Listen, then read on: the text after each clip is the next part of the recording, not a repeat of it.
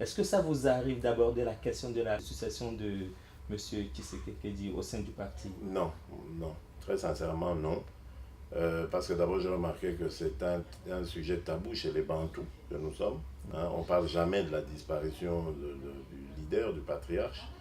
Et encore moins pour moi qui suis le fils de cet homme que j'aime beaucoup, pour qui je me bats, pour qui je me démène, et que j'aimerais voir un jour avoir l'effectivité du pouvoir. En 2011, il a gagné les élections, mais malheureusement, le pouvoir voyou que nous combattons aujourd'hui s'est accaparé du pouvoir.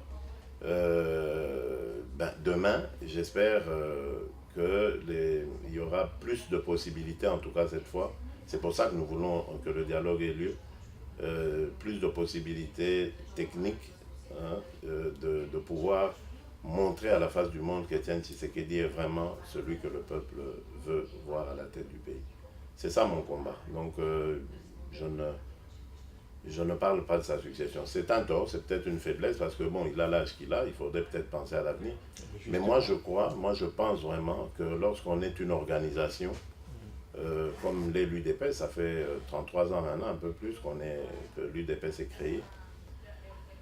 Lorsqu'on est une organisation qui se veut conquérante, qui se veut donneuse de leçons, de modèles, qui veut proposer un modèle de société différent, on doit avoir prévu toutes ces choses. On ne doit pas les dire.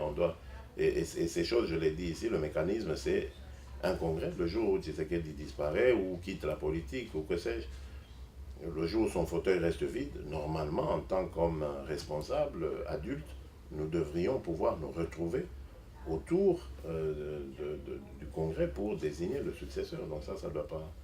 On ne doit pas en parler avant pour autant. Moi, je ne pense pas.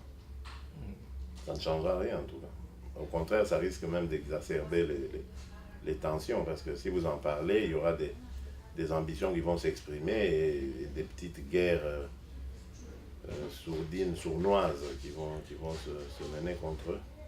Oui, mais tôt ou tard, nous allons peut-être en arriver là. Aujourd'hui, il n'y a aucune contestation, c'est M. Bruno Mavou qui est le secrétaire général. Et moi, je suis un de ses collaborateurs, je n'ai pas l'ambition de prendre sa place, ni de faire son travail à sa place. C'est lui le secrétaire général pour le moment. Et bon, c'est l'avenir qui dira ce qu'il deviendra. Mais pour le moment, en tout cas, c'est comme ça.